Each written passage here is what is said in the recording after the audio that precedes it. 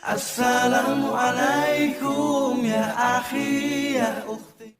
Assalamualaikum warahmatullahi wabarakatuh.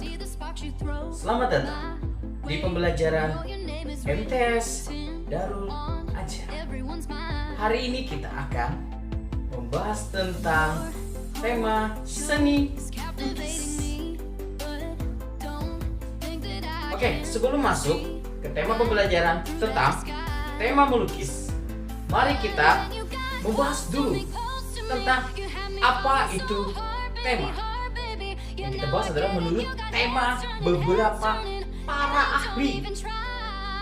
Yang pertama, Harigan mengemukakan bahwa tema adalah pandangan hidup yang tertentu atau perasaan tertentu mengenai kehidupan atau rangkaian nilai-nilai tertentu yang membentuk atau membangun dasar gagasan utama dari suatu karya sastra. Pengertian tema menurut Kitab. Pengertian tema menurut Kitab menyampaikan sebuah tema. Tema merupakan suatu amanat utama yang disampaikan oleh penulis lewat karangan ataupun karya sastranya.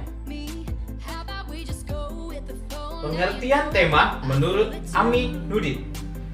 Pendapat lain dikemukakan pola oleh Aminuddin, yaitu tema adalah ide yang mendasari suatu cerita sehingga berperan juga sebagai pangkal tolak pengarang dalam memaparkan karya fiksi yang diciptakannya.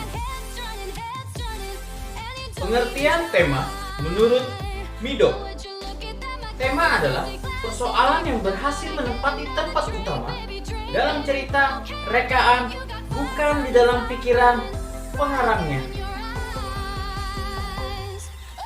Tema menurut Stanton dan Genesi. Menurut Stanton dan Genesi, tema merupakan makna yang terkandung di dalam sebuah cerita yang ada dalam karya sastra. Tema menurut Stanton dan Genesi. Menurut Stanton dan Genesi, tema merupakan makna yang terkandung di dalam sebuah cerita yang ada dalam karya sastra. Yang terakhir, seni menurut Ensiklopedia Sastra Indonesia. Nah, di sini dikatakan bahwa setiap gagasan ide pokok ataupun pokok persoalan yang digunakan sebagai dasar landasan sebuah cerita. Yang selanjutnya adalah tema memiliki bermacam-macam hubungan. Hubungan yang pertama adalah antara manusia dengan diri manusia itu sendiri, yaitu pelukis menuangkan atau menggunakan ide gagasan berasal dari seniman itu sendiri. Misalnya, mereka melukis wajah diri mereka sendiri. Tema hubungan antara manusia dengan manusia lainnya, yaitu pelukis mengekspresikan keindahan orang-orang yang ada di sekitarnya.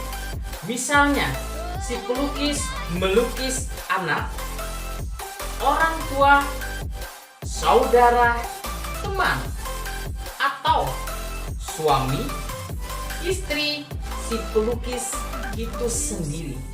Jadi mereka melukis di sekitar lingkungan si pelukis. Selanjutnya, tema hubungan antara manusia dengan alam sekitar, yaitu pelukis menggunakan keadaan alam sekitarnya untuk menjadi objek lukisan. Misalnya, si pelukis melukis sebuah pegunungan, pemandangan, kebun, bunga, laut, danau, perkotaan, dan lain-lainnya. tema hubungan antara manusia dengan benda, yaitu pelukis menggambarkan keunikan dan keindahan dari benda-benda sebagai inspirasi membuat lukisan.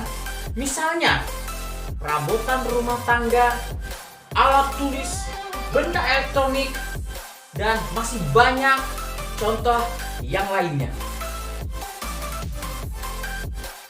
Tema hubungan antara manusia dengan aktivitas sehari-hari atau aktivitas yang dialami seorang pelukis, yaitu pelukis menggambarkan langsung kegiatan manusia yang ada di sekitarnya atau yang dialaminya sendiri untuk mengekspresikan emosinya. Misalnya, atau contohnya adalah kegiatan bertani di sawah, perang, atau kemacetan di dalam kota yang dialami oleh sang pelukis. Tema hubungan antara manusia dengan khayalannya, yaitu seniman menuangkan imajinasinya atau khayalannya yang ada di benak atau di dalam pikiran, bentuk lukisan yang dituangkan dalam sebuah karya yang dibuatnya. Nah, sekarang adik-adik udah mengerti kan apa itu tema seni lukis. Sekarang kita lanjut lagi. Nah, sekarang kita akan membahas tentang alat dan bahan dalam membuat karya seni lukis. Dalam membuat seni lukis, kita harus memiliki peralatan yang paling utama. Peralatan pertama yang harus kita miliki adalah kuas. Kalian tahu nggak kuas? Ayo. Yang pertama adalah kuas lukis. Ini adalah contoh macam-macam kuas lukis. Kuas lukis memiliki berbagai macam ragam, dikelompokkan beberapa kelompok menurut bentuk bulu kuas. Di antaranya adalah bulat lancip, bulat tumpul, persegi rata, persegi lancip, dan berbagai macam merek dan ukuran. Berdasarkan stik kuas dapat dijadikan dua kelompok, sedang dan panjang. Masing-masing kelompok digunakan pada tingkat kesulitan masing-masing dan bisa berbeda cara dan jarak memegangnya pada batang kuas. Untuk mengeblok kanvas, cara memegangnya bisa berbeda pada saat pendetailan lukisan. Juga berbeda cara dan jarak memegangnya pada saat detail terakhir atau disebut dengan finishing lukisan. Untuk melukis di atas kertas, sebaiknya memilih kuas yang berbulu halus dan terasa lembut jika dipegang dengan jari. Kuas ini cocok digunakan untuk bahan cat pengencer air. Cat jenis pengencer air ini seperti watercolor dan cat poster color, dan yang terakhir akrilik. Kuas dan bahan ini cocok untuk anak-anak sekolah. Kalau menggunakan kuas kasar bisa menyebabkan buramnya warna dan bisa juga kertas berlobang. Untuk melukis di atas kain kanvas, yang digunakan terbanyak adalah kuas bulu kasar. Dipergunakan juga kuas yang berbulu halus untuk memberi efek-efek tertentu pada setiap lukisan. Untuk melukis, cat minyak lebih banyak memerlukan bermacam-macam jenis bulu dan bentuk kuas karena teknik cat minyak lebih rumit, dan juga untuk mencapai gradasi dan komposisi warna yang maksimal dapat dicapai oleh cat minyak. Baik, sekarang selanjutnya kita akan membahas tentang palet. Apa itu palet? Palet adalah wadah atau tempat untuk mencampur cat atau tempat untuk menyiapkan cat sebelum diaplikasikan ke medium lukisan. Palet yang bagus dikatakan harus memiliki sifat licin karena minyak tidak dapat meresap ke dalamnya. Pisau palet. Pisau palet sebenarnya berfungsi untuk mengaduk cat minyak di atas palet agar didapat komposisi warna yang merata, mengkilat dan maksimal. Namun, banyak dari maestro lukis menggunakan sebagai alat lukis seperti mengganti kuas dan untuk meratakan tekstur cat pada suatu kanvas. Bahan dalam melukis. Bahan dalam melukis yang pertama digunakan adalah cat atau tinta. Cairan yang dibuat khusus untuk melukis, membuat kaligrafi, dan membuat karya tulis. Sebenarnya bahannya selain cat yang bisa digunakan untuk melukis, bahkan bahan alami sekalipun.